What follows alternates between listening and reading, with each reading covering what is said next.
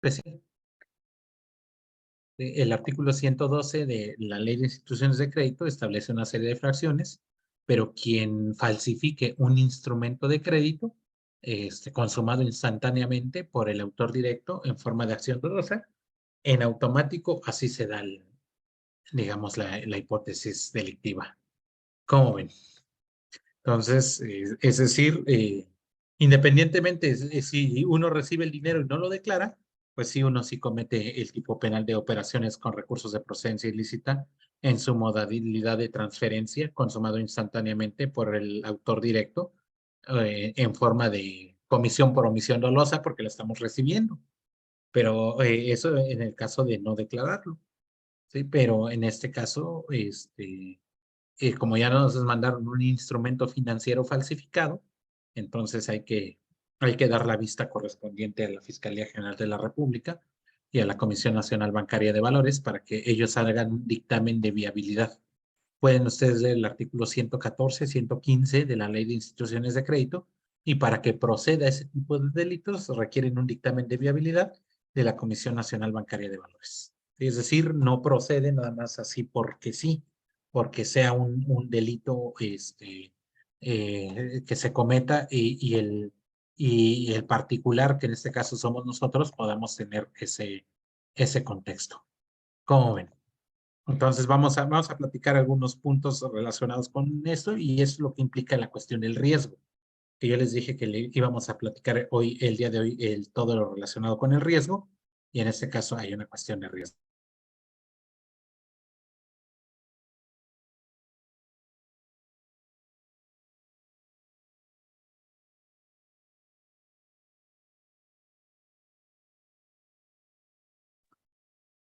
Muy bien, entonces una vez escuchada esa cuestión, pues vamos a continuar con nuestra sesión.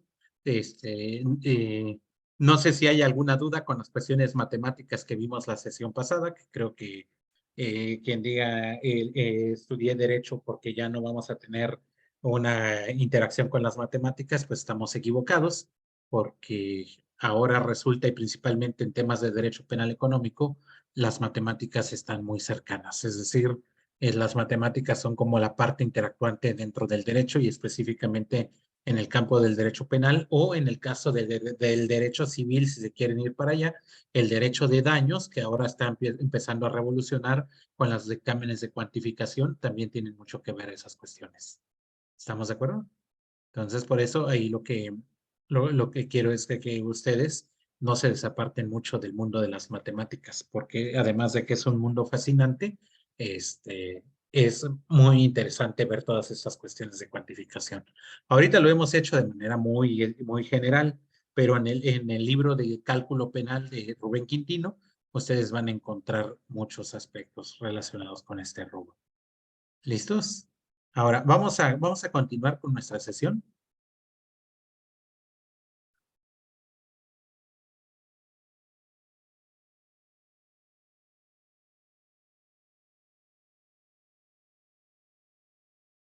Y vamos a ir explicando en esta segunda parte.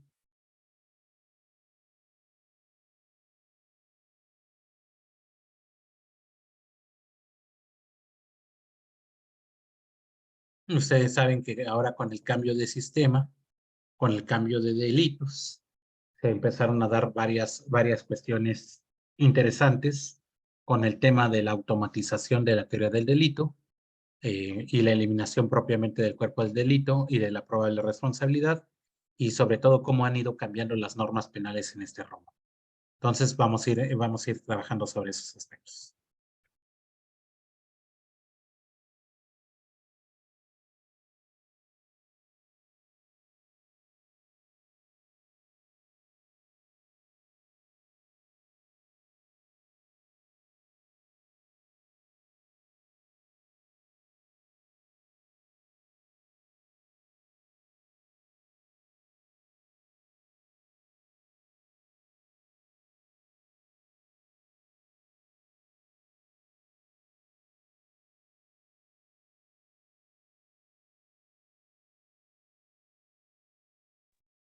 El doctor no se le escucha. Sí, perdón, gracias, Ludwig. Es que aquí tuvimos una cuestión, una incidencia, pero ya estamos listos. Muy bien, entonces, lo que, lo que habíamos dicho es lo siguiente. Vamos a ver aquí nuestra diapositiva. Recuerden ustedes que en el campo de la teoría del delito, y específicamente en la norma penal, vamos a hablar de algo que se llama un hecho jurídicamente relevante. Y ese hecho jurídicamente relevante, principalmente se han creado varias doctrinas. Y dentro de esas doctrinas que ustedes conocen, y que la mayoría de los penalistas se decantan, es lo relacionado con el, la teoría causalista, la teoría finalista y la teoría funcionalista. Entonces, la idea principal es que en nosotros vayamos viendo esta cuestión del hecho jurídicamente relevante, cómo se ha ido comportando y cómo se aplicaba en la figura del cuerpo del delito y la probable responsabilidad. ¿Sí? Y ahora cómo se aplica en el hecho que la ley señala como delito y la probable comisión o participación en su comisión. Entonces, antes teníamos el cuerpo del delito y la probable responsabilidad, y ahora tenemos el hecho que la ley señala como delito. Entonces, vamos a ver cómo estaban cada una de estas tres teorías para ver si nuestros códigos procesales se adoptaba la teoría causalista, finalista, funcionalista.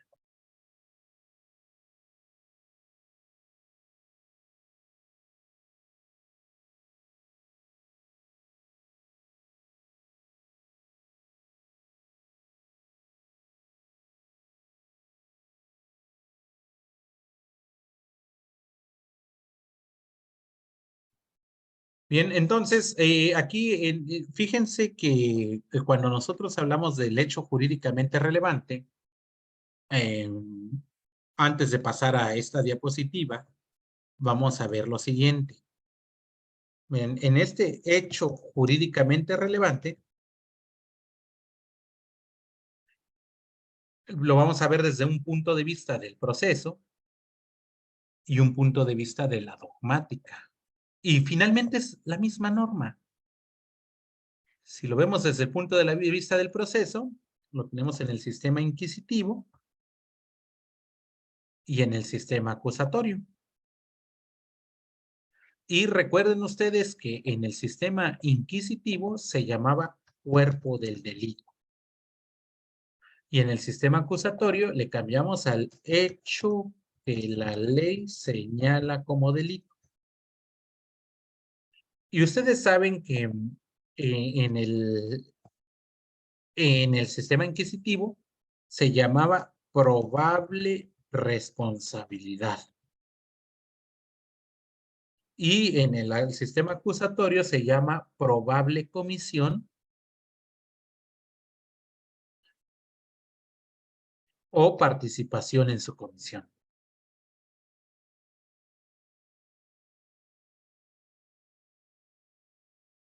Y fíjense que en el caso del cuerpo del delito, la mayoría de los códigos coinciden que es el conjunto de elementos subjetivos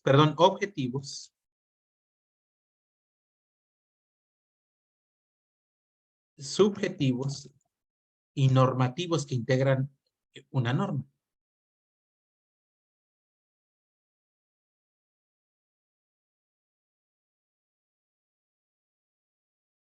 Entonces ahí tenemos el cuerpo del delito,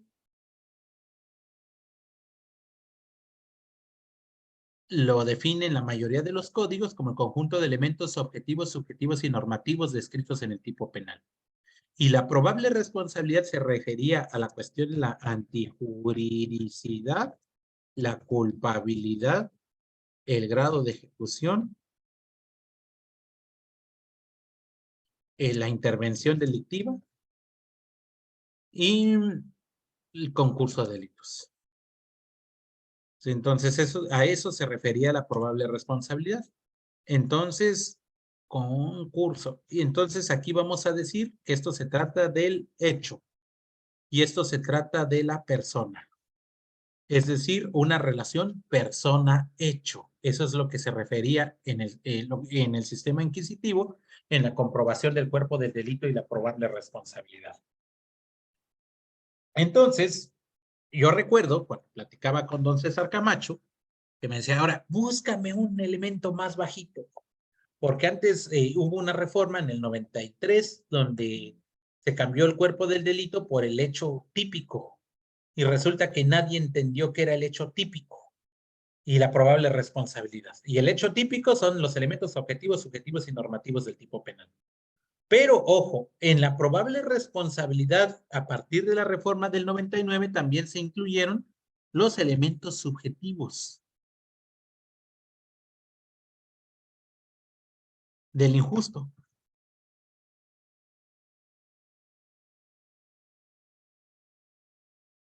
Por ejemplo, distintos al dolo.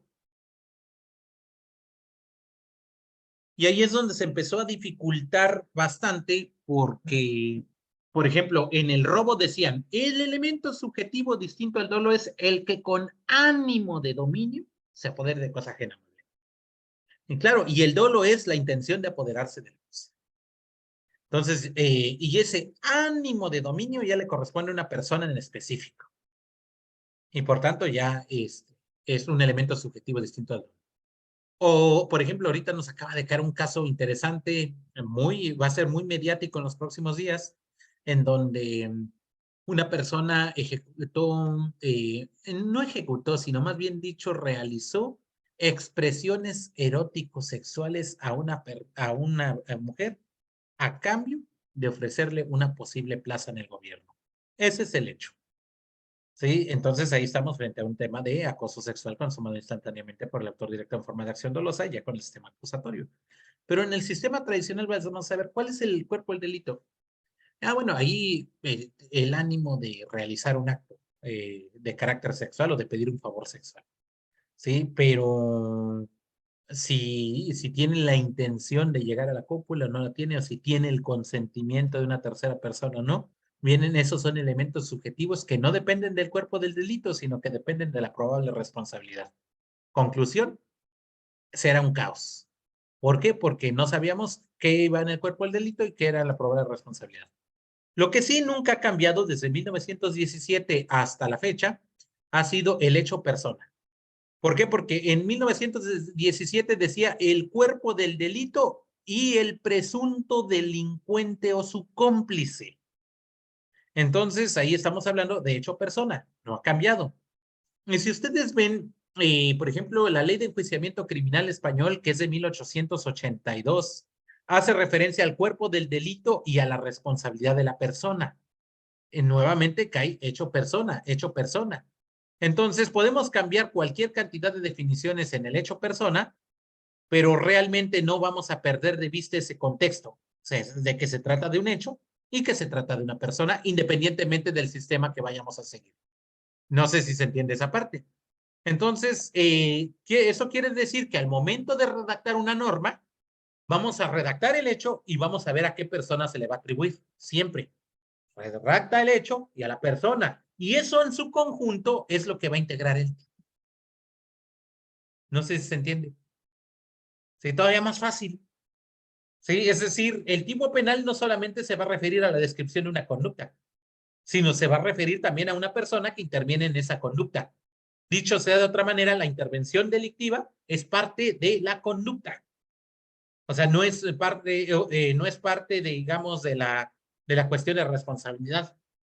La responsabilidad, evidentemente, nos va a servir más adelante para otro tipo de elementos. Pero ahí lo que tenemos es el hecho y la persona. Hecho persona, hecho persona. No lo pierdan de vista ustedes, compañeros. Y ahorita vamos a seguir haciendo estos ejercicios relacionados con el hecho y relacionados con la persona. Y fíjense que antes de entrar a la cuestión del sistema acusatorio,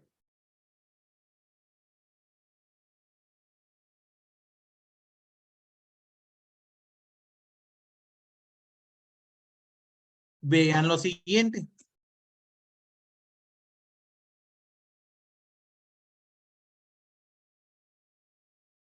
La relación hecho-persona para atribuir un delito. Por eso ahora vamos a hablar de la cuestión del riesgo, pero eso tiene, tiene una razón de ser. ¿Por qué? Porque si vamos a hablar de un hecho jurídicamente relevante,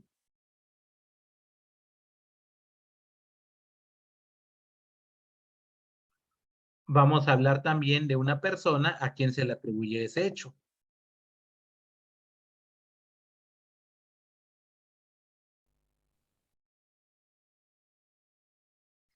Y fíjense que, por ejemplo, y eso lo vimos en el tema de justicia para adolescentes, porque en el sistema tradicional se llamaba cuerpo del delito. Luego se llama hecho que la ley señala como delito.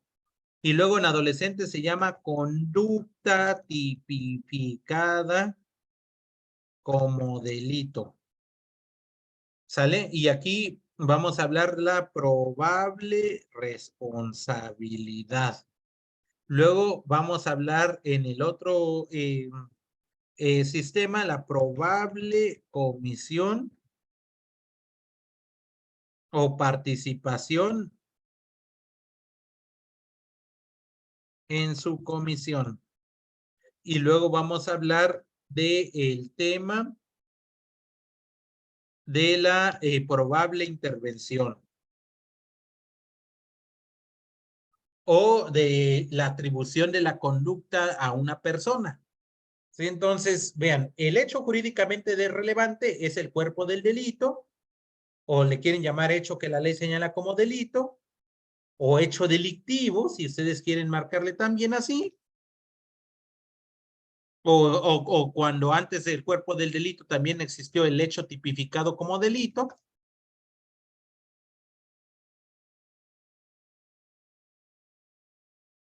Y cada uno de ellos tenía un concepto más, un concepto menos, como ustedes lo quieran manejar. Lo cierto es que estamos hablando del hecho. Y el hecho ya no vamos a hablarlo simplemente de una conducta, sino de la creación de un riesgo que es jurídicamente relevante para el derecho penal. Así de sencillo. Entonces, es la creación de un riesgo. Y lo platicaba con Quintino esta mañana y me decían, mira, todas las personas tienen un riesgo. Y creo, y él en un ejemplo tan sencillo lo menciona. Porque, por ejemplo, una persona que va en una autopista, al ir manejando de un punto carretero a otro, va bajo un riesgo. Un riesgo dentro de la permisibilidad normativa. Pero ¿qué pasa si sale otra persona y va en sentido contrario y chocan? Cuando sale la otra persona en sentido contrario y chocan, los dos están realizando una conducta, que es la colisión de dos vehículos.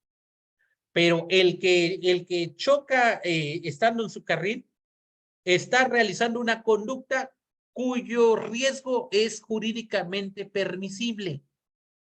Y la persona que está en sentido contrario también está realizando una conducta, pero cuyo riesgo es jurídicamente no permisible por infracción de un reglamento de tránsito.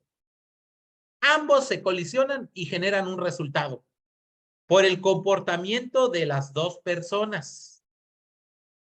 ¿Sí? Entonces, ¿por qué? Porque el que viene de frente pudo haberse detenido y hacerse un lado también. Pudo haberse ido hacia el acotamiento o pudo haberse invadido el otro carril. ¿Sí? Y en el otro pudo haberse conducido dentro del sentido normativo. ¿Sí? Pero ambos están realizando un comportamiento, pero el que va en su carril está realizando un comportamiento jurídicamente permitido. Entonces no hay incremento de niveles de riesgo no permitido para él y por tanto no ha renunciado al ámbito protector de la norma. A diferencia del otro, en donde desde el mismo momento en que está conduciéndose en sentido contrario, renuncia al ámbito protector de la norma y actúa a propio riesgo. Entonces ahí realmente, si se dan cuenta, independientemente de la teoría que quieran manejar,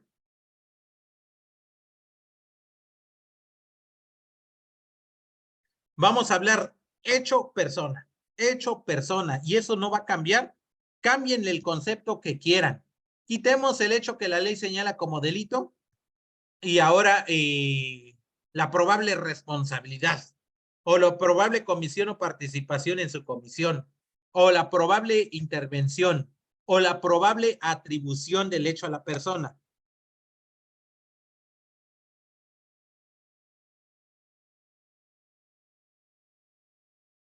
Podrán tener elementos más, elementos menos, pero cierto es que para estudiar algo que sea relevante para el derecho penal, tenemos el hecho que es jurídicamente relevante y la persona a quien se le atribuye el hecho. Ahora, esto dentro de una imputación o dentro de una acusación, no importa. Lo importante es de que a una persona se le va a atribuir un hecho y ese hecho está debidamente individualizado sobre una persona física o jurídica que ha creado un riesgo fuera del ámbito normativo. Nada más. ¿Estamos de acuerdo?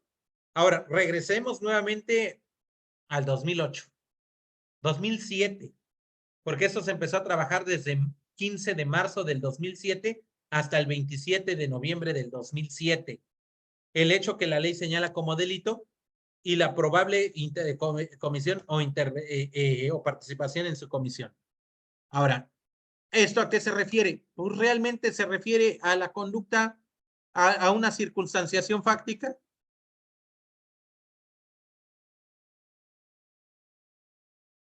de los elementos que integran una descripción normativa.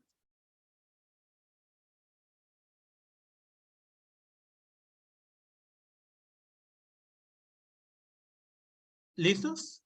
Y la probable comisión o participación en su comisión, a esto se refiere básicamente a la forma de autoría o participación.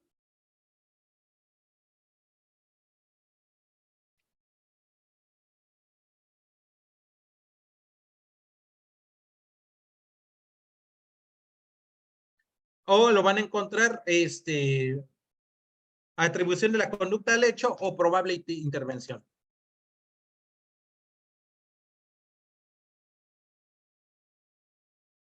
Por eso, en la mayoría de los libros de autoría o participación se le llama formas de intervención delictiva.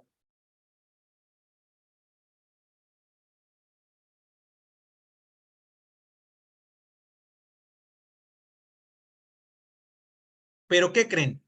Y aquí sí es lo novedoso. Ambos elementos pertenecen al tipo penal.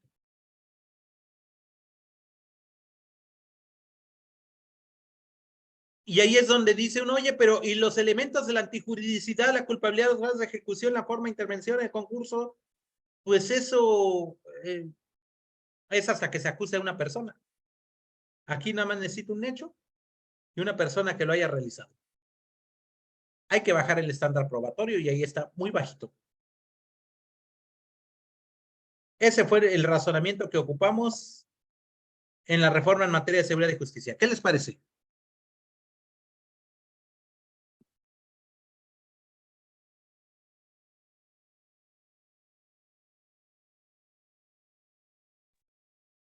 Maestro, una pregunta. Adelante, Sharon. Es que yo no conozco bueno, ya me tocó nomás el acusatorio.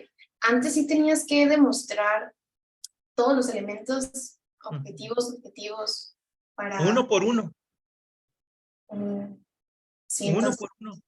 sí estamos bajo muy diferentes, asiento que eso es como hasta juicio, ¿no? Claro, porque era un mini juicio, así como lo estás tocando. ¿Por qué? Porque ya quedaba plenamente acreditado, Sharon. No creas que quedaba así, nada más se acredita y en la instrucción a ver qué sale. No. Ya quedaba plenamente acreditado porque el Ministerio Público tenía fe pública y lo que decía el Ministerio Público frente a su fe pública, frente a dos secretarios, bueno, frente al secretario, frente a dos testigos de asistencia, era verdad jurídica. Y la instrucción solamente servía para corroborar el tema de la responsabilidad. ¿Sí? Pero el hecho ya estaba acreditado. No, entonces ahora el estándar es mínimo. El estándar baja pero no tienen acreditado nada. Y eso es lo que no entienden nuestros operadores. Porque dicen, es que ahorita acabamos de hablar con unos amigos operadores que traen un asunto de violación a persona menor de 14 años de edad consumado instantáneamente por el autor directo en forma de acción dolosa. Muy concreto. ¿Qué tienen? El señalamiento de la víctima y un examen psicológico. El ginecológico ni siquiera es determinante concluyente. Pero tienen un hecho que la ley señala como delito. El problema está de que el fiscal dijo, no, es que tú ya no puedes practicar prueba.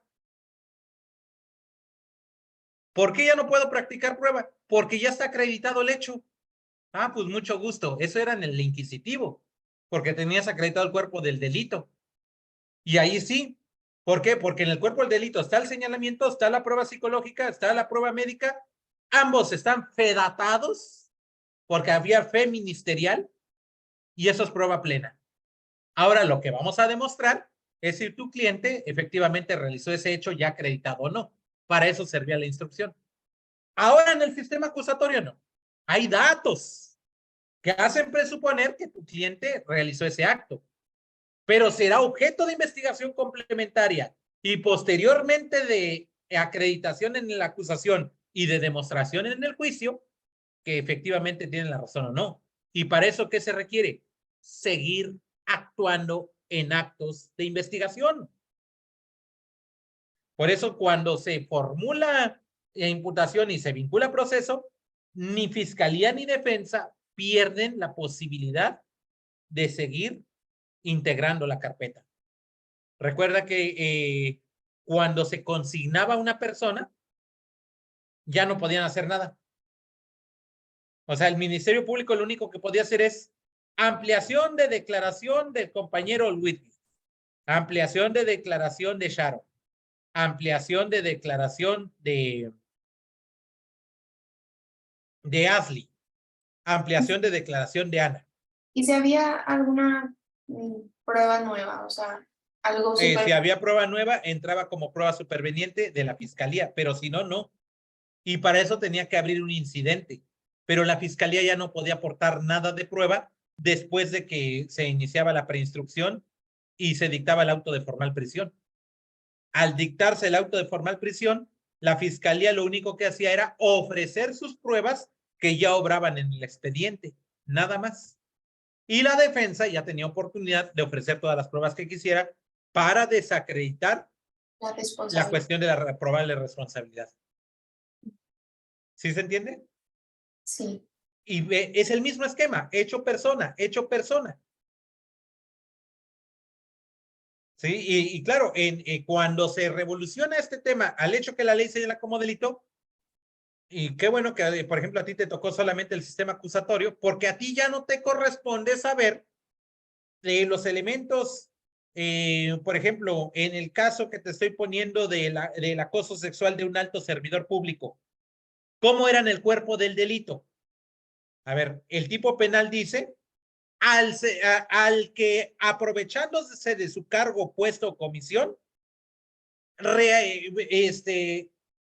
le solicite un favor sexual a una persona a cambio de alguna dádiva o a cambio de alguna relación laboral o de algún beneficio. Más o menos esa es la redacción típica.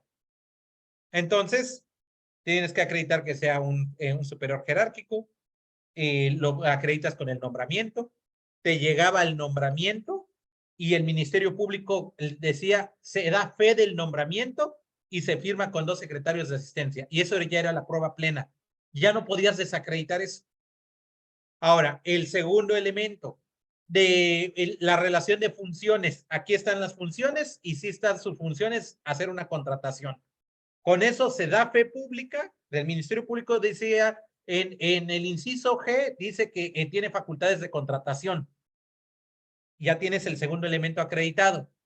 Y el tercer elemento, la cuestión del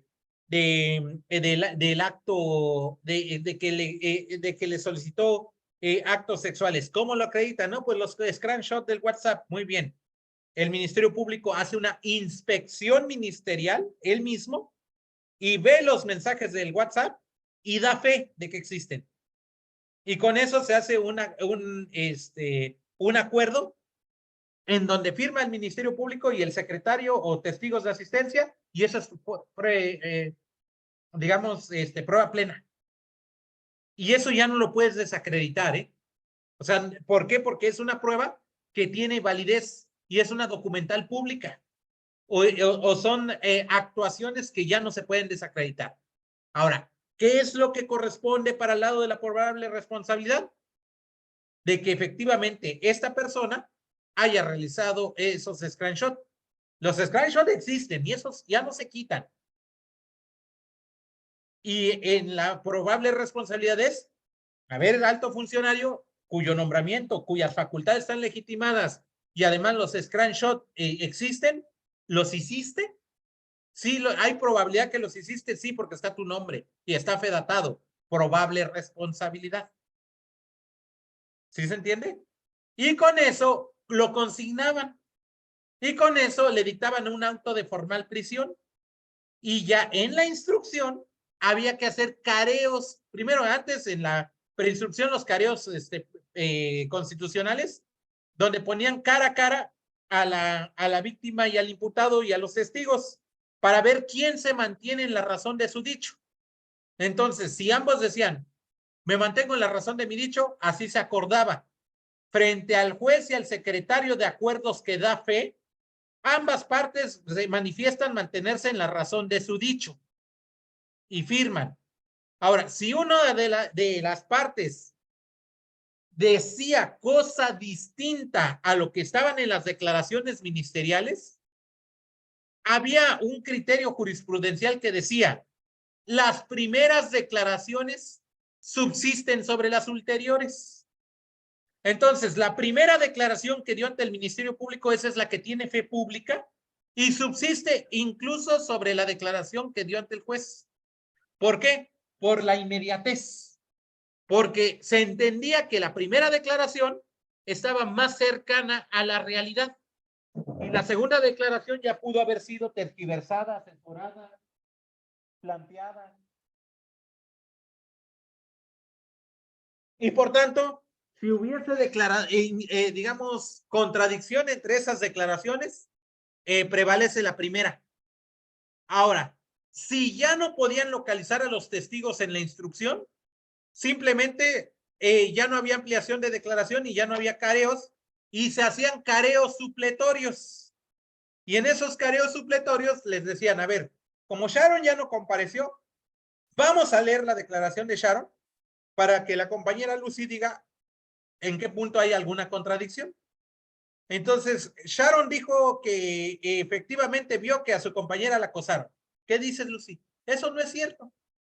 Ambas partes mantienen la razón de su dicho, la ausente y la presente. Firma el secretario con fe pública. Y eso es lo que se valoraba para una sentencia. No sé si se entiende esa parte. Eso era el cuerpo del delito y la responsabilidad de una persona. Ahora, con el hecho que la ley señala como delito, todo eso se acaba. Por eso, aquí sí es muy importante que visualicen cómo operaba antes para decir, eso es bueno, para ver cómo opera ahora, porque creo que se ha malentendido, porque hay figuras del sistema tradicional que le quieren dar fe pública al Ministerio Público, o al menos le quieren dar alto grado de credibilidad. Y dice, todavía yo he escuchado a algunos jueces de control que dicen, es que la defensa no ha aportado un alto estándar probatorio para desvirtuar la imputación del fiscal. Hasta ahorita, las razones del fiscal. Todavía peor es que si hay una teoría del caso alterna entre la fiscalía y la defensa, y ambas son de posible credibilidad, debe prevalecer el de la fiscalía para justificar la investigación complementaria. Y eso no es otra cosa sino un viejo resquicio de la pedatación pública que tenía el fiscal en el sistema tradicional, en el cuerpo del delito, algo que no ocurre en el hecho que la ley señala como delito. Entonces, se bajó el estándar de prueba, pero también se baja la forma en cómo argumentar. ¿Por qué? Porque en el cuerpo del delito, tú tenías que ir desglosando elemento por elemento del tipo penal para ver si estaba acreditado o no. Y en el sistema acusatorio se quita eso. Simplemente se hace una circunstanciación fáctica de los elementos que integran el tipo penal. Nada más. Por ejemplo, y eso lo acabamos de ver en un asunto de administración fraudulenta. Es decir, al que teniendo bajo administración y custodia bienes ajenos y los distraiga para beneficio propio de un tercero, comete el delito de administración fraudulenta. Entonces, ahí, ¿qué tienes que hacer? ¿Quién es ¿en qué consiste la conducta? En la distracción. ¿Quién es el sujeto activo? El director de nómina. ¿Quién es el sujeto pasivo? La empresa. ¿Tiene calidad específica el sujeto activo? Sí, debe ser un director.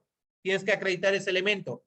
¿Tiene calidad específica el sujeto pasivo? No. Entonces no se acredita, no aplica, se le pone.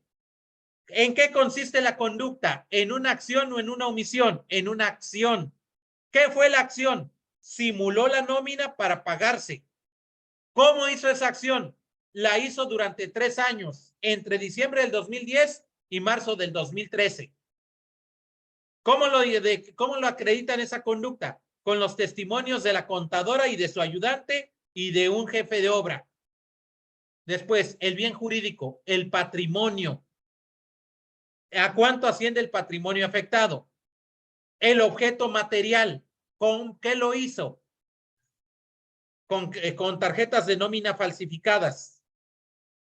¿Sí? Entonces, las tarjetas de nómina falsificadas es el objeto material, pero también es el medio comisivo, el modus operandi en cómo lo realizó. Ahora, circunstancias de modo, tiempo y lugar. Luego, resultado material. Y luego el nexo causal. Y todo eso se tenía que acreditar elemento por elemento. Entonces, en esas piezas escriturales del pliego de consignación, realmente repetían la misma información. Y con el sistema acusatorio se dijo, no, a ver, al que tienen bajo administración y custodia, recursos públicos y los distraiga para un fin distinto o en beneficio propio del tercero. Muy sencillo. Es el director que falsificó tarjetas de nómina para beneficiarse así y a un familiar. Así de concreto. ¿Estamos de acuerdo? Entonces, la forma de argumentar es totalmente diferente. Y ahí, incluso fue mucha polémica con el doctor Enrique Díaz Aranda, porque él no, hasta la fecha, no ha querido abandonar el desglose de los elementos que integran el tipo penal dentro del cuerpo del delito. Porque así lo tienen los españoles y así lo tienen los alemanes también actualmente. En cambio, en México dijimos no. Tiene que ser una argumentación ágil y fluida. De tal forma que ustedes pueden consultar dos tesis contradictorias. Una del segundo tribunal colegiado del 17º circuito y otra del tribunal colegiado del 27º circuito. El del 17º circuito es de Chihuahua y el del 20º circuito asesorado por el 27º circuito asesorado por don Enrique Díaz Aranda es de Cancún, Quintana Roo. ¿Qué dice el tribunal colegiado del 17º circuito? Que debe haber un análisis ágil y fluido de la descripción normativa del tipo. ¿Y qué dice el 27º circuito? Tiene que haber un desglose, un estudio minucioso de elemento por elemento del tipo penal para dictar un auto de vinculación a proceso.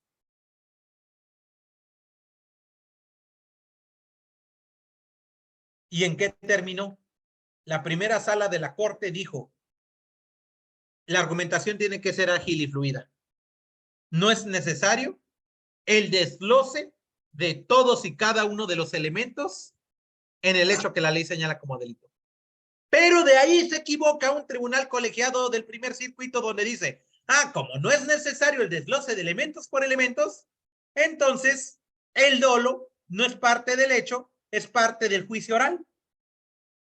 Por tanto, el dolo no debe estudiarse a nivel de vinculación, sino hasta nivel de juicio. Es la peor aberración que existe en el sistema acusatorio, porque el dolo no tiene nada que ver con la cuestión de las etapas procesales, sino con la cuestión de la acreditación del hecho. ¿Pero por qué lo tienen así? Porque tienen una vieja concepción de que en el cuerpo del delito se estudiaba el hecho y en la probable responsabilidad se estudiaba el elemento subjetivo, que es el dolo. No sé si se entiende. No, no me quedó claro, doctor. A ver, ahí va de nuevo. Mira, en el antiguo sistema, el dolo y la culpa se estudiaba a nivel de responsabilidad, no a nivel del hecho. Y con el hecho que la ley señala como delito, la naturaleza de la conducta dolosa culposa, la conducta es un elemento objetivo del tipo. Y por tanto el dolo se convierte en un elemento subjetivo del tipo. Entonces, si te van a atribuir un hecho que la ley señala como delito, el dolo es parte del hecho. Y si es un requisito sine qua non para el dictado del auto de vinculación a proceso, como lo marca el artículo 19, párrafo primero de la Constitución, entonces el dolo es parte del hecho y por consecuencia la argumentación del dolo debe estar circunstanciado dentro del mismo hecho. Y no esperar hasta el juicio oral para ver si hay dolo. Y ese es un problema que surgió a raíz del pronunciamiento de la primera sala de la Corte.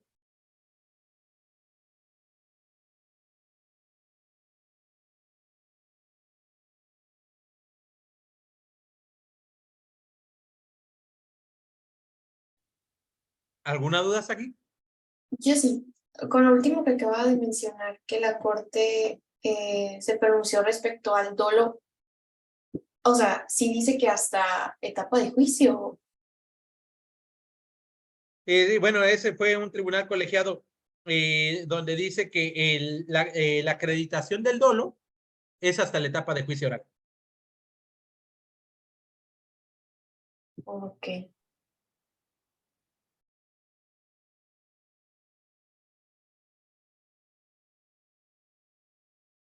Pero es cierto, en el acto de vinculación siempre dicen si es doloso o culposo. Así es. Pero no lo acreditan ni hacen referencia a mayor argumentación, simplemente dicen que es parte del hecho. Y en caso de que no lo tengan acreditado, les dicen que eso se acreditará hasta el nivel de juicio y aquí es solamente un estándar mínimo. Y así lo han estado manifestando.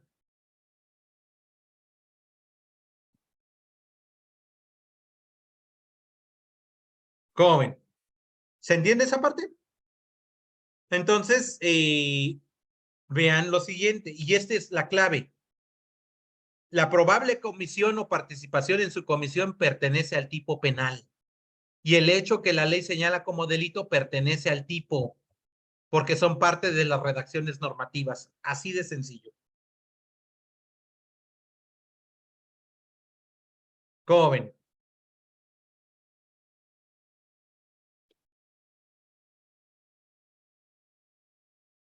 Sí, así que si ustedes dicen, no, pero es que eso tradicionalmente no se había visto, la probable responsabilidad pertenece al tipo, no, no pertenece al tipo.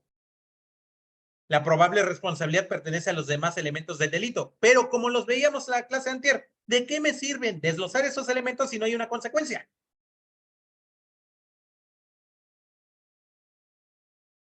Entonces, por eso ahora estos dos elementos pertenecen parte del tipo penal.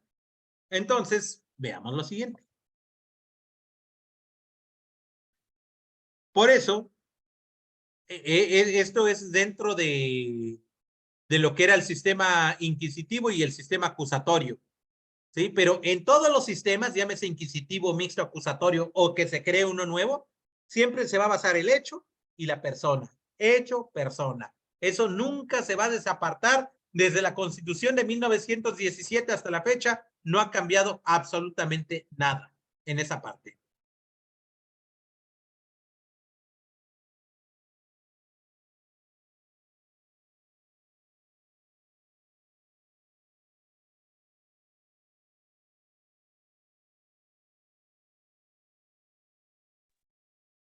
¿Qué les parece?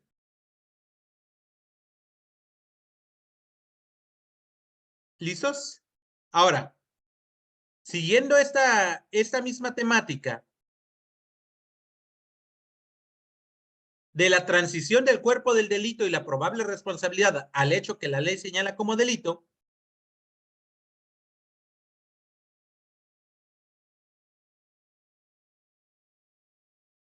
también existen, al menos para la dogmática penal, tres grandes teorías.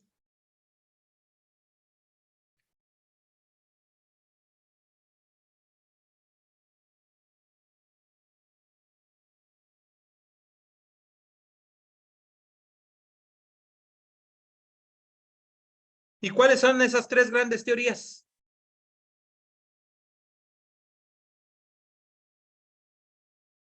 La teoría causalista, la teoría finalista y la teoría funcionalista. Y hay autores, como el propio Enrique Díaz Aranda o como la propia Verónica Román, e inclusive hasta el propio René Uribe, donde hacen manifestaciones que con este sistema acusatorio se busca migrar del sistema finalista al sistema funcionalista y empiezan a hacer todo un rollo. Digo, muy respetables esas concepciones, pero nada aplicables. Hay que ser más ágiles y fluidos en nuestra argumentación.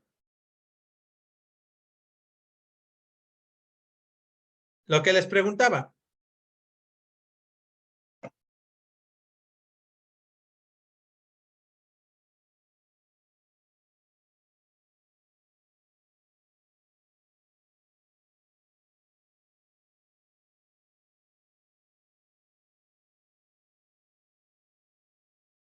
¿Creen ustedes que a un cliente les interese?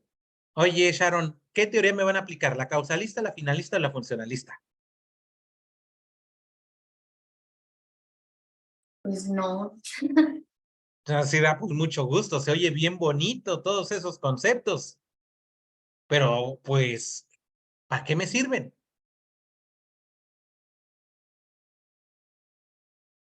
¿Estamos de acuerdo?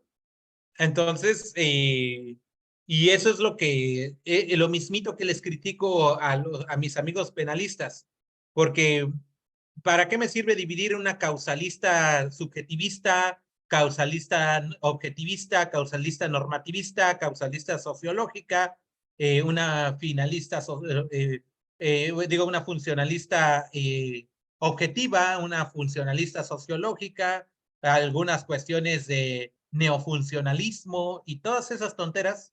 Con mucho gusto. A mí mi cliente no me va a decir, pues qué bonito habla ese abogado, pero a ver, a mí lo que me interesa es cuántos años me pueden echar por eso. O sea, imagínense a mi cliente que lo están acusando de acoso sexual. Él dice, es que no sé, no hay acoso. Me están fincando una responsabilidad, pero ¿qué pasa? Digo, no, pues lo que pasa es que al momento de que te clasificaron el acoso, hay medidas de protección de carácter preventivo y además hay medidas de restricción hacia ti. Punto. Oye, pero ya me están prejuzgando y eso está mal. Digo, no, la aplicación de una medida de protección no es parte de un prejuzgamiento, sino es un derecho inherente a la víctima. Pero ¿qué pasa? ¿Qué le interesa? No, pues saber si voy a pisar la cárcel. Sí vas a pisar la cárcel. ¿Cuánto tiempo? Pues no mucho. El tipo penal dice de 1 a 2 años. ¿Cómo que 2 años? Es muchísimo. Pues sí. Pero eso es lo que marca el tipo penal. Ahora, ¿hay relación lógico-natural entre lo que él dice, o más bien dicho, en lo que le están atribuyendo y el resultado causado? Vean. ¿Qué hizo el autor?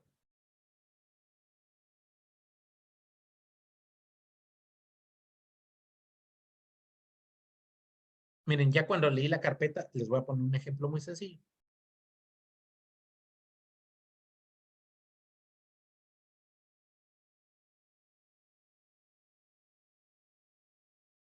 ¿Qué hizo el autor? Regañó a una muchacha que era su subordinada y le dijo que tenía que estar presentable porque eso le iba a impactar en la posible obtención de su plaza definitiva. Eso es lo que él hizo. ¿Pero qué quiso hacer? ¿Acosarla sexualmente o darle un regaño? Hay dos versiones y el hecho ya está bien específico, porque la muchacha dice, este director me regañó y además me sugirió de que cambiara mi vestimenta, que eso iba a impactar en la obtención de mi plaza. Por eso me siento acosada. ¿Y qué dice él? Regañé a la persona y le dije que debería estar presentable en su vestimenta porque eso le iba a impactar en su plaza. ¿Se entiende? O sea, el hecho existe. ¿Pero qué quiso hacer el autor? No me interesa. ¿Qué hizo? Dos aspectos. La regañó y le condicionó su plaza por su vestimenta que era enfocada a una cuestión de carácter sexual. Porque era muy transparente o porque a lo mejor muy puritanos eran muy exhibicionistas. No sé. Eso ya es una cuestión que sería objeto de demostración. Pero cierto es de que tanto la versión de él como la versión de ella es exactamente la misma. Entonces aquí hay un nexo causal entre la conducta realizada, el regaño y el condicionamiento de una plaza hacia su vestimenta. Y la muchacha dice, me regañó y me condicionó mi vestimenta y me sentí acosada porque si no cambio mi vestimenta, no hay la obtención de mi plaza.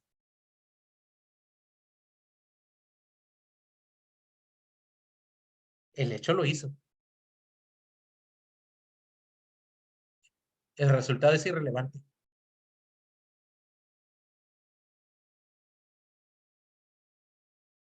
¿Sí estamos de acuerdo? Ahora, eso es lo que dicen los causalistas. ¿Qué hizo el autor? Acosó a la muchacha, punto. No, ¿qué quiso? No me interesa. Eso lo vamos a ver a nivel de probable responsabilidad. Lo cierto es que incluso hasta confeso, porque le preguntaron, oye, ¿tú regañaste a la muchacha? Sí. Oye, ¿tú le dijiste de su vestimenta que estaba mal? Sí. Oye, ¿tú le dijiste que esa vestimenta le podía afectar en su plaza? Sí. La acosaste, punto.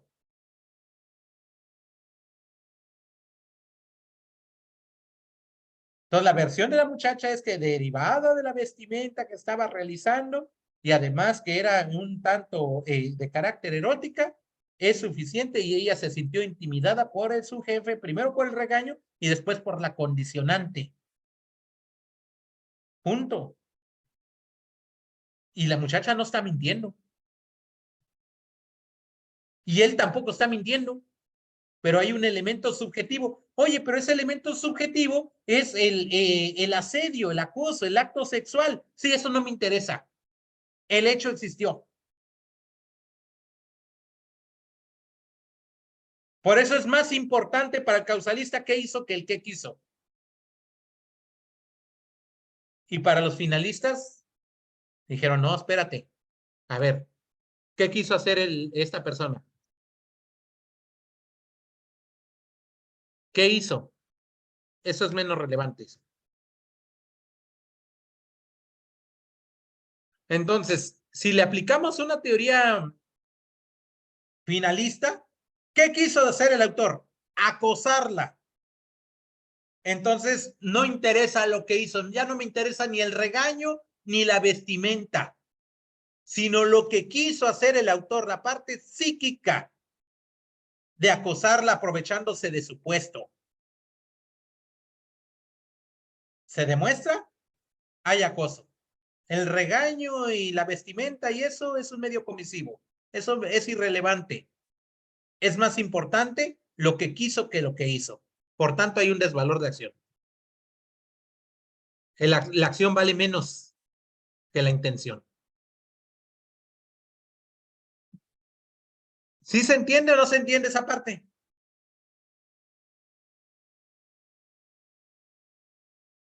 Sí, entonces los causalistas es, ¿qué hizo el autor? Realizó una conducta. Le aplicó un regaño. Le condicionó la plaza para su vestimenta. Le está afectando en su honor a la muchacha por su vestimenta, porque tiene un contexto o una connotación de carácter sexual. Eso es lo que hizo. Y él lo reconoce y ella lo reconoce. Se ubican en circunstancia de modo, tiempo y lugar. El hecho existió y eso ya no es objeto de debate. Pero él dice, es que yo nunca se lo dije con la intención de asediarla. Y ella dice, me asedió. Entonces, para el causalista, ¿qué hizo? La asedió. ¿Qué quiso? ¿Asediarla? No asediarla, eso no importa. Eso que se vaya a nivel de culpabilidad, a nivel de responsabilidad. En vía de mientras, lo que hizo es suficiente. Y hay una relación lógico-natural entre lo que desplegó y el resultado provocado. Punto. Y en el finalista dice, no, espérate. No me interesa que le haya regañado, no me interesa que le haya dicho la vestimenta, no me interesa que le haya condicionado eso. Eso es irrelevante para el derecho penal. Lo relevante es qué quiso hacer. Si no se acredita el qué quiso hacer, lo que hizo es irrelevante y por tanto ya no hay nada que hacer. No hay delito. ¿Cómo ven? ¿Se entiende o no se entiende esa parte?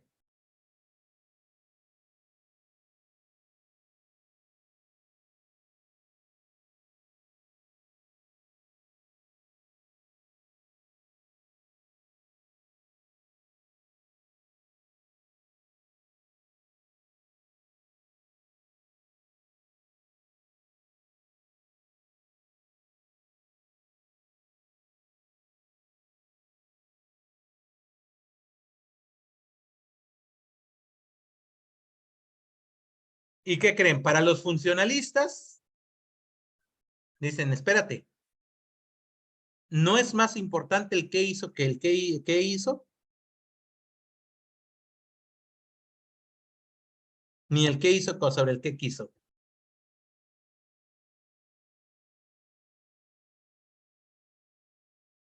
Estos valen igual. Y esto se llama la suma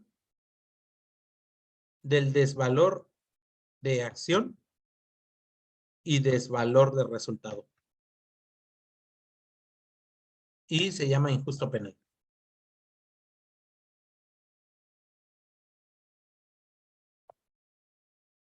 ¿Listos? Ellos crearon el juicio de adecuación causal.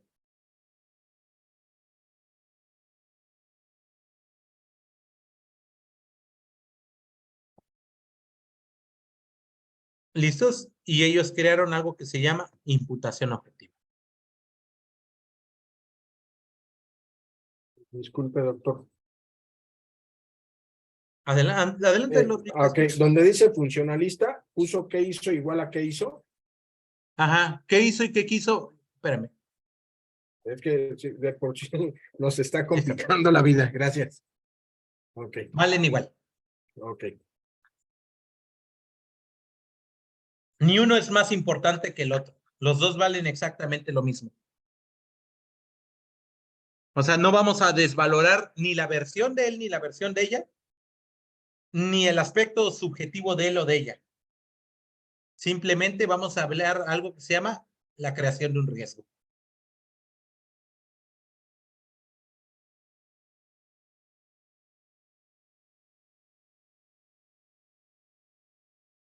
Entonces, para ese caso, yo como defensor le aplicaría la teoría finalista, porque ni la funcionalista ni la causalista le ayudan. ¿Cómo ven?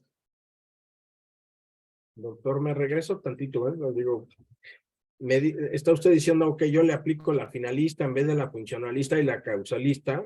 Como defensor, como fiscal, yo le Espérame. aplico la causalista porque esa es la más fácil. Ok, sí, pero hace ratito nos dijo, digo, lo que alcanzo a captar, porque lo tengo que volver a ver el video. Creo que un tal Aranda y una Román o algo así, que a usted no le importaba lo que fuera eso porque hay otra cosa más allá. Ahí sí ya es donde ya me perdí. Y como Lo nos que pasa dice, es que tanto el doctor Enrique Díaz Aranda como la doctora Verónica Román traen la concepción de que se deben desglosar elemento por elemento del tipo en el estudio de la imputación y de la vinculación a proceso. Y aquí no es así. Aquí es una argumentación ágil y fluida. podría profundizar tantito más para entender qué es lo que nos quiere, bueno, por lo menos qué quiere decir con eso de Sí, la argumentación. lo que dijimos hace rato de lo que era el tema de la administración fraudulenta. Ellos se decantan por la idea de ir elemento por elemento, objetivos, subjetivos, normativos, sujetos, calidad de sujetos, conducta, bien jurídico, resultado, medios comisivos, nexo causal. Y en el caso del sistema acusatorio no aplica así. En el caso del sistema acusatorio tiene que ser una argumentación ágil y fluida. Al quien teniendo administración y custodia recursos ajenos, los distraiga para un fin distinto en beneficio propio de un tercero. Así de fácil. Y entonces ahora las sentencias, en teoría, deben de salir con la teoría funcionalista, ¿No? basándose en ella, o ya no entendí. ¿No? A ver. O sea, estas teorías realmente no tienen ninguna aplicación en un sistema general, sino que más bien son para argumentar la forma en cómo puedes afectar o beneficiar a una persona, nada más. Pero la forma de argumentar es esta, la del hecho jurídicamente relevante. Un hecho que la ley señala como delito y una probable participación en su comisión o comisión. Esto es el tipo penal. Aquí no hay antijuridicidad, ni culpabilidad, ni nada de eso. Estos dos elementos es el tipo. Punto. Ok, gracias. ¿Listos? Y esto yo lo pongo como ejemplo, porque aquí, este es, digamos, en el campo procesalmente hablando, en el campo del derecho procesal. Y esto es en el campo de la dogmática penal. Son dos disciplinas totalmente diferentes. La dogmática penal no te va a definir el proceso, te va a definir la forma en cómo vas a argumentar.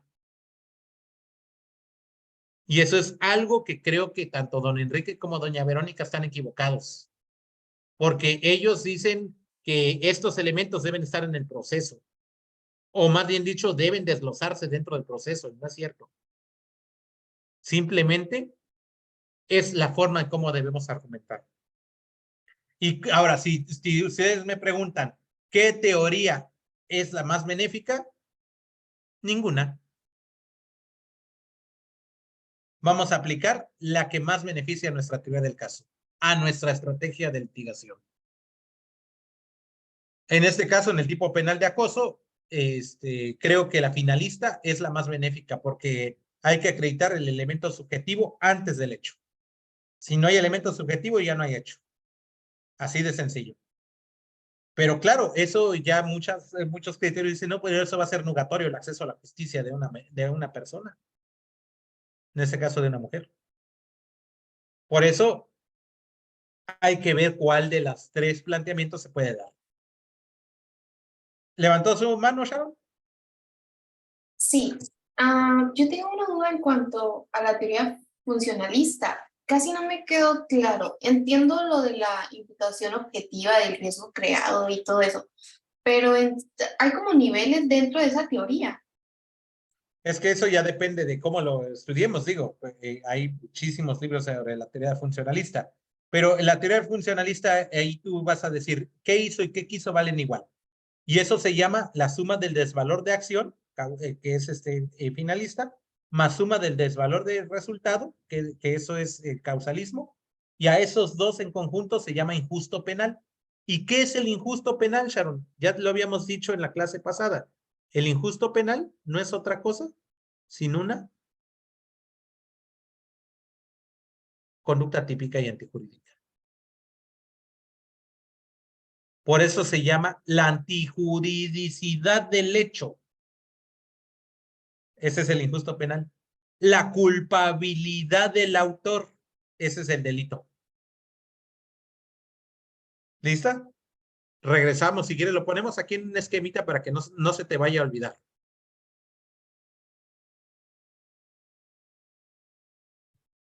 Sí, entonces, por eso decíamos, y qué tipo de consecuencias pueden haber. Pero dentro de la consecuencia jurídica,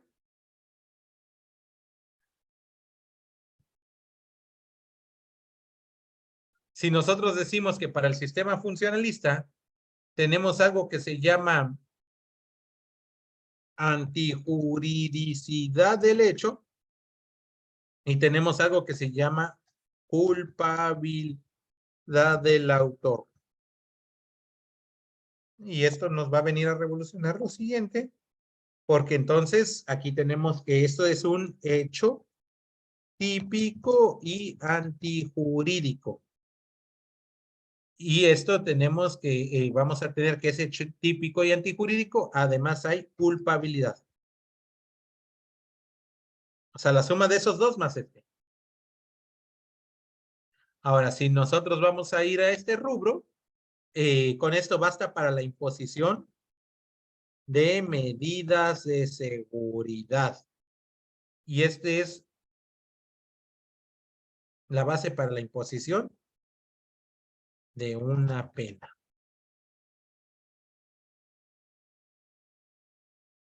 ¿Listo? Ahora, aquí vamos a ver que en el tema de la antijuridicidad del hecho, que puede ser atribuible a cualquier persona,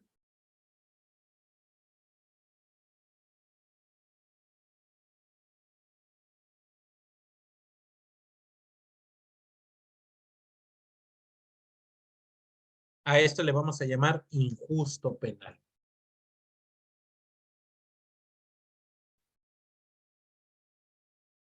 Y a esto le vamos a llamar delito.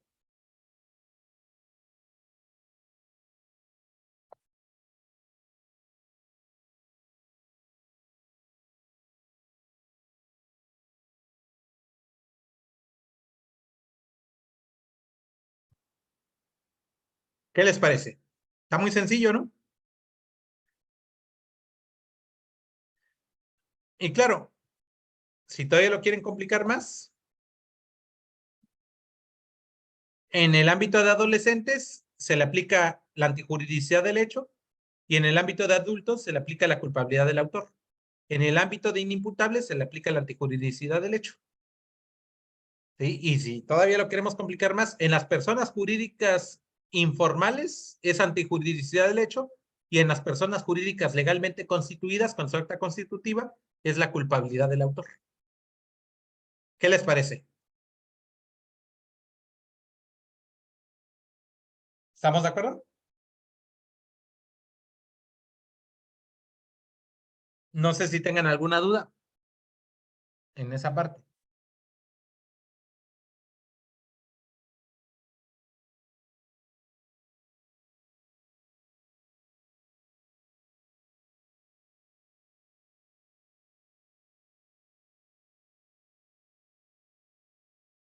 Está en silencio.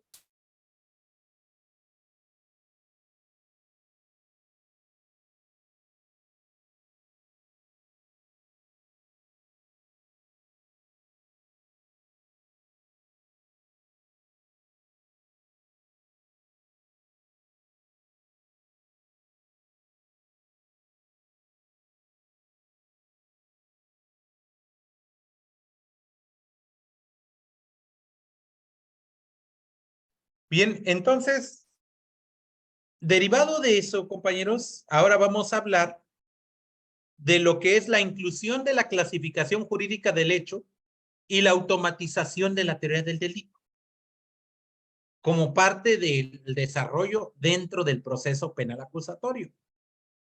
Y claro, eso tiene que ver como parte de la norma penal. ¿Por qué? Porque al momento de integrar la clasificación jurídica del hecho,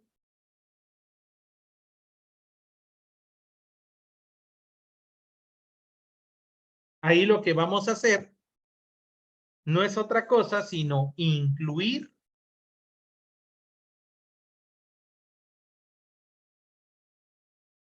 dichos elementos de la clasificación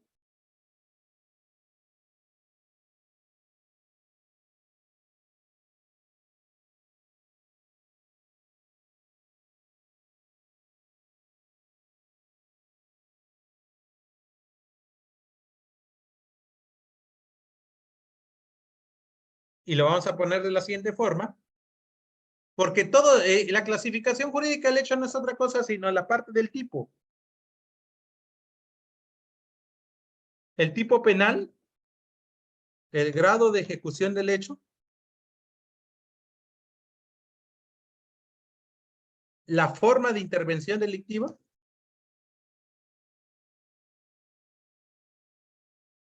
y la naturaleza de la conducta, y el tipo de concurso.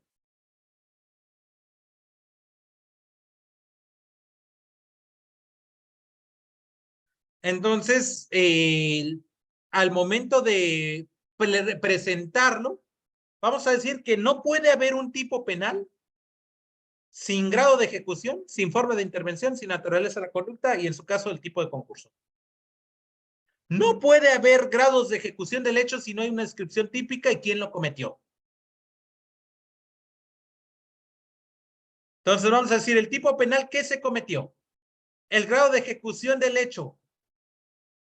¿Se cometió o quedó en grado de tentativa? Forma de intervención delictiva. ¿Quién lo cometió? Naturaleza de la conducta. ¿Cómo se cometió? Concurso de delitos. O el tipo de concurso. ¿Cuántos bienes jurídicos fueron afectados? Y todo eso pertenece al tipo. Por eso ahora Quintino los ha automatizado.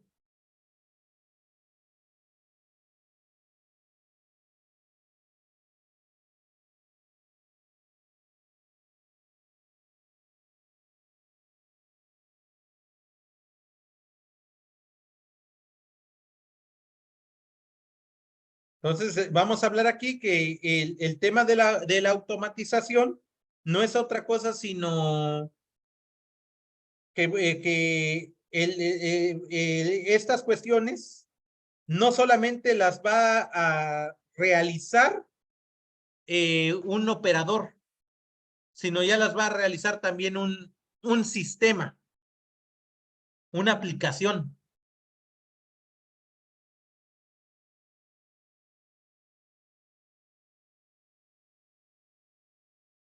Entonces, fíjense que ahorita, por ejemplo, la compañera Lucy recibe su transferencia de 800,000 pesos en este momento y ella no emite su comprobante fiscal. En automático vamos a decir operaciones con recursos de procedencia ilícita consumado permanentemente por la autora directa en forma de comisión por omisión dolosa. En automático. Tipo penal. Operaciones con recursos de procedencia ilícita. Grado de ejecución del hecho. Consumación permanente porque mientras no declare va a seguir ahí. Forma de intervención delictiva. ¿Quién lo está haciendo? Ella. Es la coordinadora administrativa. Y la naturaleza de la conducta es una comisión por omisión. ¿Por qué? Porque hay un resultado material que es la recepción de dinero.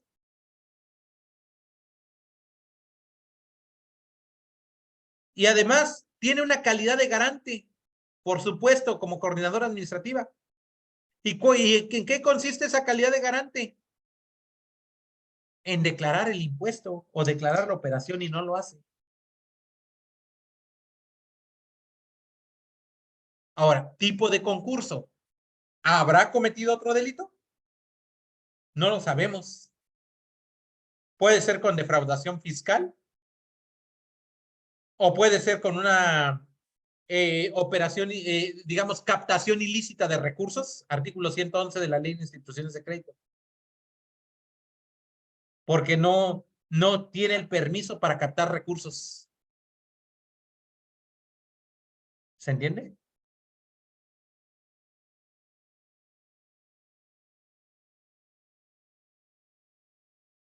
Fíjense que ahora se está trabajando esto en una aplicación y estoy seguro que en poco tiempo va a haber un Ministerio Público robot.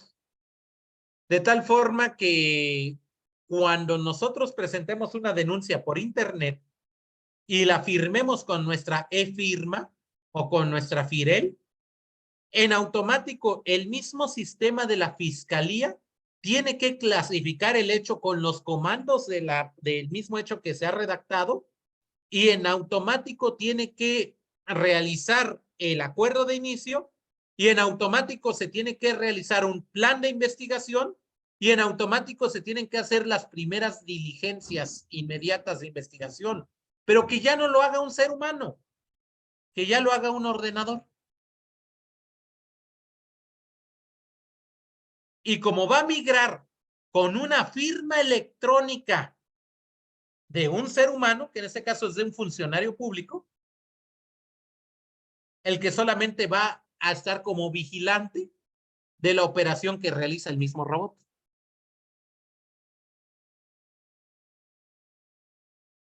Y solamente le va a dar a aceptar.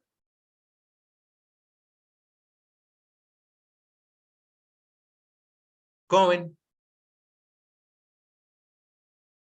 Se oye muy supersónico.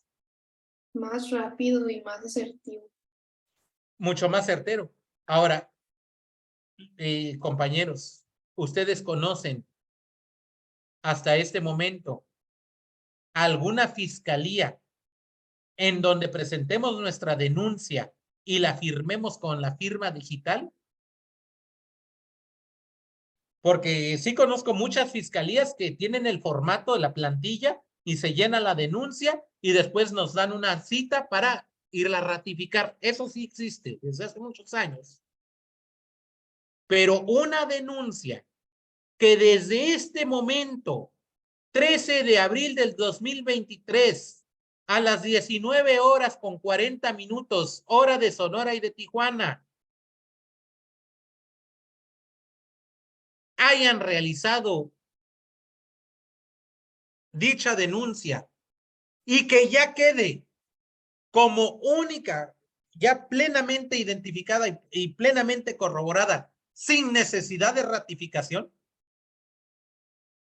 y que el Ministerio Público que está, digamos, del área de informática, reciba ya la denuncia debidamente digitalizada, ya con la firma electrónica, y realice en este momento el acuerdo de inicio, y realice en este momento el plan de investigación, y realice las primeras diligencias ahorita.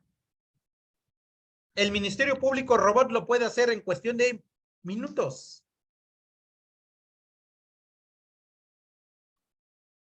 Y si los oficios, por ejemplo, en el caso de la FGR, Fiscalía General de la República, ya están digitalizados todas las actuaciones entre el Ministerio Público y la policía, los servicios periciales y el área de inteligencia, y todo lo hacen a través del Justicianet, con firma electrónica de entre ellos, simplemente ya va a migrar en automático.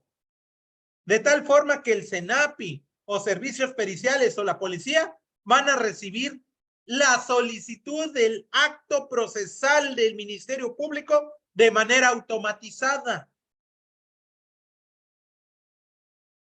En cuestión de minutos.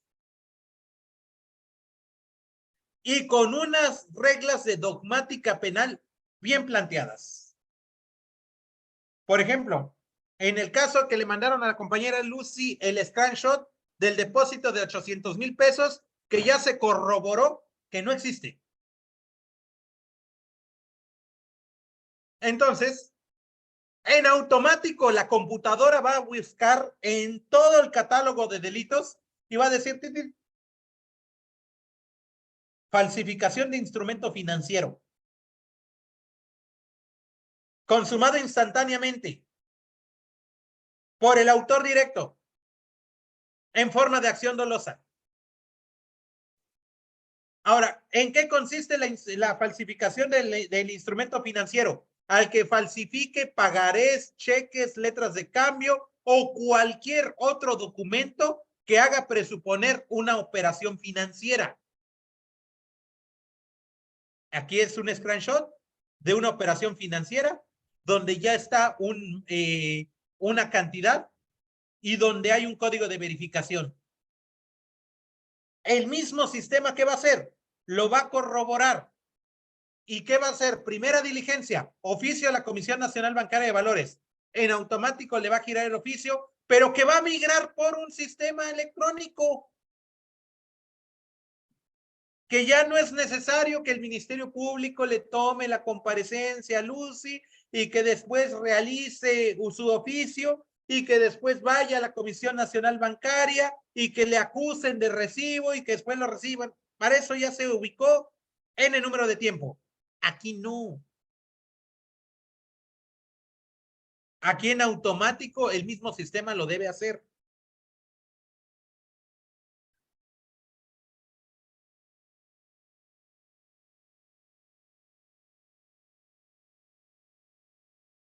¿Cómo ven? Entonces, por eso, lo que les digo de conducta consecuencia es muy sencillo. Y si está automatizado, todavía más sencillo. ¿Por qué? Porque lo único que va a pasar es que se va a corroborar esa información.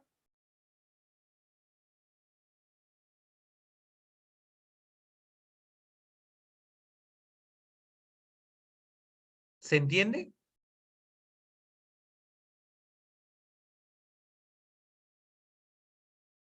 Ahora, en delitos más complejos. Hace rato estaba platicando con unos abogados que me expusieron un caso de una muchacha de una dependencia de gobierno que realizó,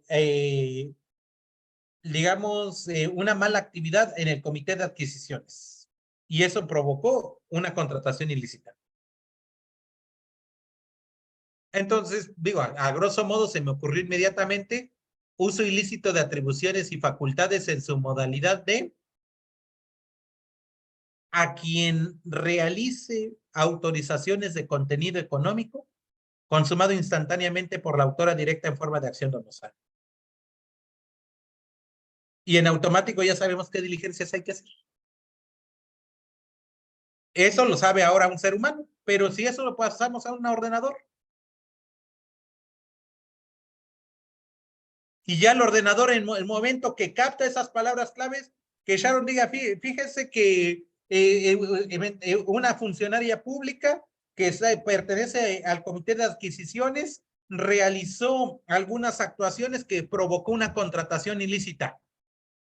Entonces, comandos, servidora pública, comité de adquisiciones, contratación ilícita y dieron por consecuencia una afectación al erario público del Estado. Enter. Inmediatamente. Uso ilícito de atribuciones y facultades en su modalidad de quien realiza autorizaciones de contenido económico consumado instantáneamente por la autora directa en forma de acción dolosa. E inmediato. Oficio para buscar el nombramiento. Oficio para buscar facultades. Oficio para verificar en qué comité está. Oficio para que se busque en el Compranet todas las bases de contratación. Y oficio a función pública para ver si tienen constancia o no de inhabilitación. Y oficio digamos, a las personas que fueron contratadas. En este caso, si es una persona jurídica, el que esté conectado con el SIGER, el sistema. Con un solo enter.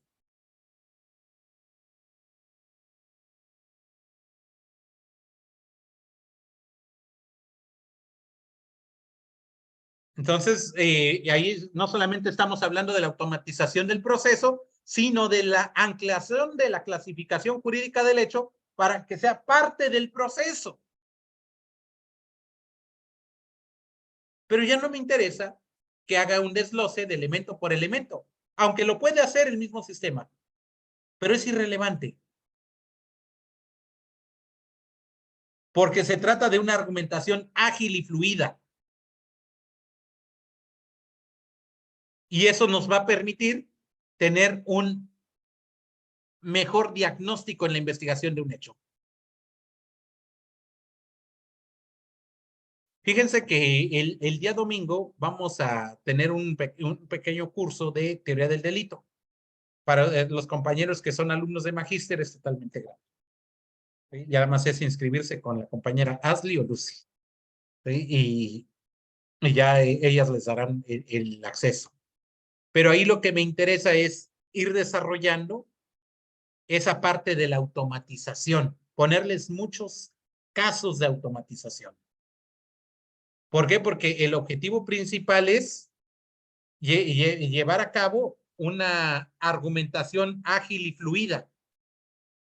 ¿Sí? Una argumentación que sea así como en una teoría del caso, lógica, sencilla, flexible, creíble y con suficiencia jurídica. Pero ¿cómo se puede lograr eso? Con elementos, digamos, detallados a la antigüita, como el cuerpo del delito y la probable responsabilidad. Yo creo que no. Yo creo que debemos revolucionar el tema de la dogmática penal a la par del proceso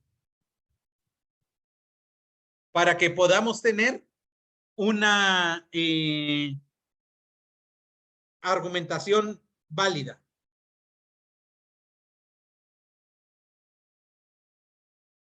¿Alguna pregunta?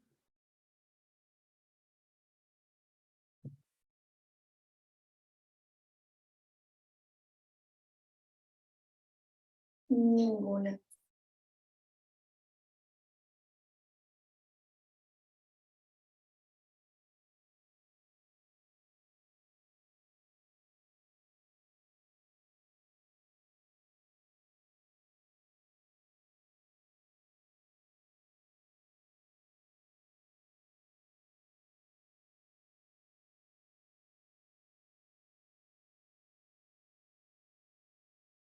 Entonces, como se podrá observar, compañeros, la norma penal, todo esto no es otra cosa sino aspectos de la norma penal. Y claro, en la próxima sesión vamos a ir desarrollando varios rubros respecto de la aplicación de los conceptos normativos en el campo de la dogmática y dentro del proceso. Sí, ahorita voy a guardar esto antes de que se me pase. Y se los voy a mandar porque la sesión pasada no se los mandé. ¿Sí? Para que ustedes lo tengan y lo puedan meditar en el fin de semana. Y verlo el próximo martes, ya con más calma. ¿Sí? Que ustedes vayan reflexionando sobre estos temas. ¿Qué les parece?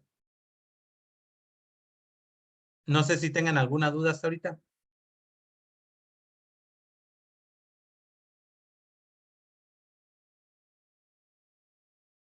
Como dijéramos, ¿sí vamos claros? Todo claro. Muy bien. Entonces, pues nos vemos la próxima clase, compañeros, para ir a bajar a cenar algo rápido porque cierran a las 10 de la noche aquí donde estamos. Antier estaba en Culiacán y ahorita estoy en Veracruz, así que ya se imaginarán el movimiento que tenemos.